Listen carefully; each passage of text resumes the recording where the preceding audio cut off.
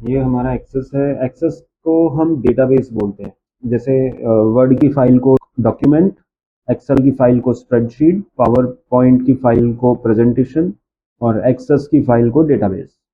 तो यहाँ पे लिखा हुआ है ब्लैंक डेटाबेस। यहाँ पे वही सैंपल्स बने हुए हैं, यानी कि टेम्पलेट्स हैं, कुछ प्री डिफाइंड फॉर्मेट्स हैं, या हम यहाँ पे ब्लैंक डेटाबेस ही ले रहे हैं। ब्लैंक डेटाबेस का नाम पूछ रहा है, लोकेशन पूछ रहा है, यहाँ से हम फाइल का नाम और यहाँ पे पाथ दे सकते हैं और क्रिएट। क्रिएट करने के बाद ये हमारा डेटाबेस बन गया। अब डेटाबेस के अंदर हमें क्या स्टोर करनी है? टेबल्स। यहाँ पे टेबल्स होती है, इस तरह का लुक आता है, इंटरफेस है इसका।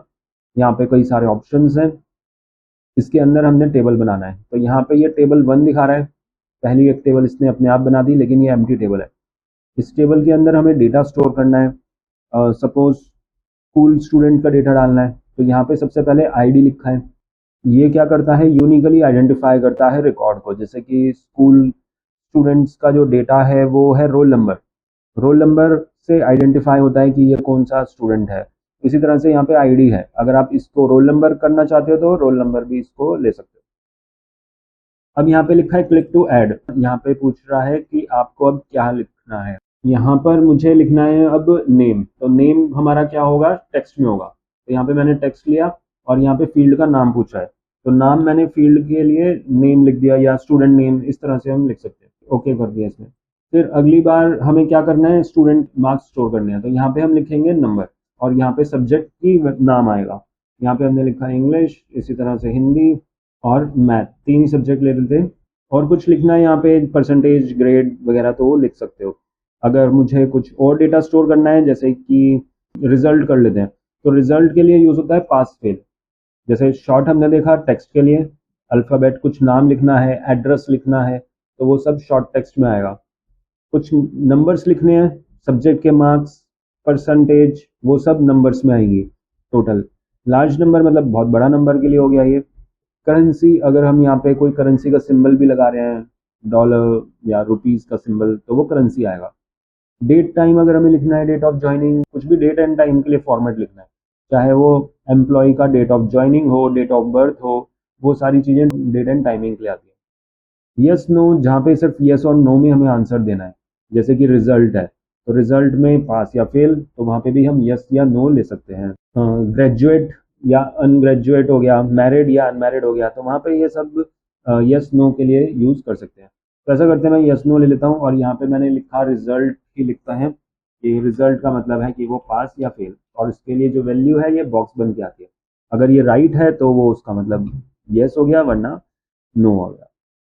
लुकअप रिलेशन, ये दूसरी टेबल से कनेक्ट करने के लिए यूज होता है। रिच टेक्स्ट, ये सब रिच टेक्स्ट का मतलब लॉन्ग टेक्स्ट के लिए हो गया। जैसे ये शॉर्ट टेक्स्ट है, ये लॉन्ग टेक्स्ट होता है। ये लॉन्ग टेक्स्ट भी लॉन्ग टेक्स्ट ही है, मतलब बहुत ज़्यादा डेटा हमने स्टोर करना है तो लॉन्ग टेक्स्ट और रिच टेक्स्ट दोनों ही ऑप्शन है। अटैचमेंट का मतलब है कि अगर कोई एम्प्लॉय है, उसका पास कोई सीवी है, और सीवी या किसी स्टूडेंट की हमें फोटो को अटैच करना है, उससे रिलेटेड कोई फाइल को हमें अटैच करना है, तो अटैचमेंट यूज होता है। हाइपरलिंक का मतलब लिंक करने के लिए हो गया, कि क्लिक करेंगे तो कोई एक्शन परफॉर्म करेगा। कैलकुलेट भी हम कर सकते हैं, जैसे हम रिजल्ट निकाल रहे हैं तो कैलकुलेट फील्ड में हम उसके लिए टोटल के लिए नंबर का यूज करते हैं, और इसी में ही हमें यहाँ पे डेटा लिखना है। ये आईडी ऑटो जनरेटेड होती है। ऑटो जनरेट का मतलब है कि वो अपने आप ही फिल कर देगा। लिखना चाहो तो लिख सकते हो, लेकिन हम यहाँ पे ब्लैंक ही छोड़ रहे हैं। यहाँ पे मैंने वैल्यू दी ABC, वो अपने आप ही 1 2 3 4 अपने आप आता जाएगा। यहाँ पे हमें वही एरो कीज यूज करनी है और वो सारे वैल्यूज को फिल कर देना है। और पास फेल करना है तो सी को छोड़ देते हैं, और ये फेल हो गया, बाकी सारे पास है। तो ये हमारी टेबल बन चुकी है। इस सेव यहाँ से होगा, राइट क्लिक करके सेव पे क्लिक करेंगे तो ये हमारी टेबल सेव हो जाएगी, और ये रीनेम भी दे देगा। जैसे यहाँ पे स्टूडेंट का रिजल्ट बनाने हैं, कुछ क्लास का नाम लिखना है, स्टूडेंट क्लास 10, इस तरह से हम फाइल का नाम लिख सकते हैं। ये हमारी टेबल का नाम हो गया। यहाँ पे जो ऑप्शंस लिखे हुए हैं होम के अंदर, ये तो व्यू का मतलब, ये ऑप्शंस व्यू के लिए ही है, देखने का तरीका। और कट कॉपी पेस्ट सेम वही वाला है। फिल्टर एंड सॉर्ट, यहाँ पे ऑप्शंस हैं A to Z, असेंडिंग या डिसेंडिंग। जैसे इंग्लिश पे मैंने क्लिक करा, इंग्लिश के मुझे स्मॉल टू लार्ज देखना है डेटा, तो असेंडिंग पे क्लिक कर देंगे तो यहाँ पे एक सिंबल दिखा रहा है कि ये डेटा हमारा सॉर्ट हो चुका, छोटे से बड़ा, और उसी के अकॉर्डिंग नेम और आईडी भी, मतलब पूरा रो चेंज हो चुका है। इसी तरह से डिसेंडिंग में highest to lowest. Remove sort कर देंगे तो वो वापस नॉर्मल हो गया। इसमें दोनों ऑप्शन है, ये वाला सॉर्टिंग का है, ये फिल्टर का है। तो सिलेक्शन में फिल्टरिंग का है, फिल्टरिंग की रेंज पूछ रहा है, इक्वल टू 45 लिखा हुआ है यहाँ पे अपने आप ही इसने ऑप्शंस दे दिए।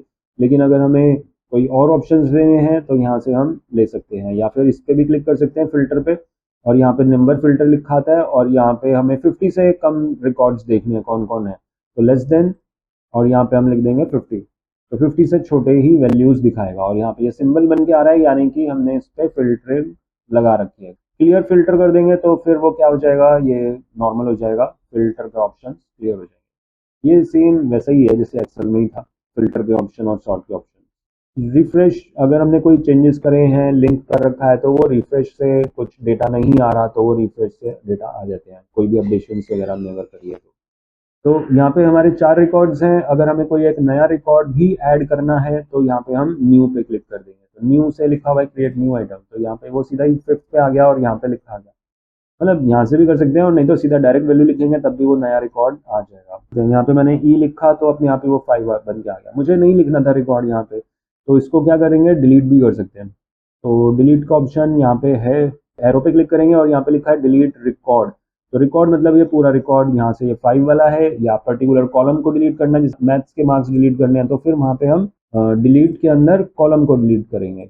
लेकिन अगर पूरी रो डिलीट करनी है तो रिकॉर्ड को, तो फिर ये डिलीट हो गया। और यहाँ पे एक्सेस में एक लिमिटेशन कह लो, या ये इसका एक रूल है कि अंडू बहुत ज़्यादा नहीं करता। तो ये लिखा हुआ है you are about to delete one row, if you select yes you would not be able to undo this delete operation. तो इसलिए हमें बहुत केयरफुली इस पे काम करना होता है। कोई भी एक्शन हमें परफॉर्म करना है तो हमें चेक करना चाहिए करने से पहले, वरना वो परमानेंटली डिलीट हो जाते हैं।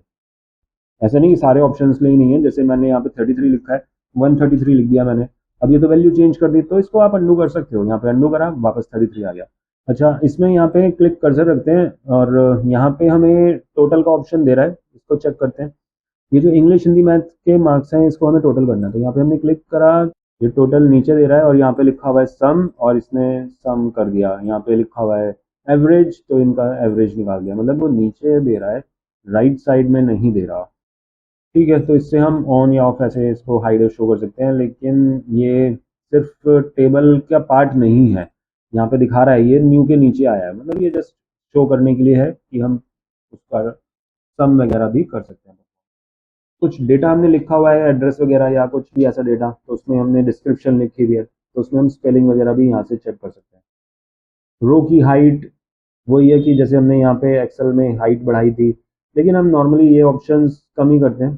फॉर्मेटिंग के ऑप्शंस हैं इसमें, लेकिन एक्सेल में तो फॉर्मेटिंग का ऑप्शन था, हमें उसको डेटा को रिप्रेजेंट करना होता है, लेकिन यहाँ पे फॉर्मेटिंग का नहीं है। मेन यहाँ पे काम क्या है एक्सेस का, डेटा को स्टोर करना। तो सर एक्सेल और डेटाबेस में मेन डिफरेंस क्या होता हाँ, तो डेटाबेस का मेन पर्पस यही है कि डेटा को स्टोर करना। एक क्लास में 50 स्टूडेंट्स है, वो सब कहाँ रहते हैं, उनका फ़ोन नंबर क्या है, उनकी डिटेल्स सारी क्या है, वो हम स्टोर करने के लिए एक्सेस का यूज़ करेंगे। अगर हमें उनकी रिपोर्ट बनानी है, रिपोर्ट कार्ड बनानी है जिसमें कि कैलकुलेशंस का ज़्यादा काम है, डेटा को स्टोर तो एक्सेल भी कर रहा था, लेकिन अगर हमें उसमें कैलकुलेशंस करनी है तो हम वहाँ पे करेंगे। अगर हमें उस डेटा का फिल्टरिंग ज़्यादा करनी है कि भाई हमने कोई इंस्टीट्यूट है, इंस्टीट्यूट में हमने डेटा को स्टोर कर लिया, अब हमें ये देखना है कि कौन से सब्जेक्ट का स्टूडेंट ज़्यादा है, कम है, या कौन कौन से स्टूडेंट्स सब्जेक्ट पढ़ रहे हैं, क्या एज ग्रुप है, मतलब फिल्टरिंग का ज़्यादा काम है उन डेटा को फिल्टर करना। तो उसके लिए हम यूज़ करते हैं एक्सेस। एक्सेस का मेन एडवांटेज ये भी है कि ये दूसरे फ्रंट एंड सॉफ्टवेयर से कनेक्ट हो जाता है। जैसे अगर हमने कोई सॉफ्टवेयर बनाना है ऐसा, उसके लिए हमें डेटा को स्टोर करना है, प्रोग्रामिंग लैंग्वेज हम कोई कर रहे हैं, तो उसके लिए भी एक्सेस का यूज़ होता है।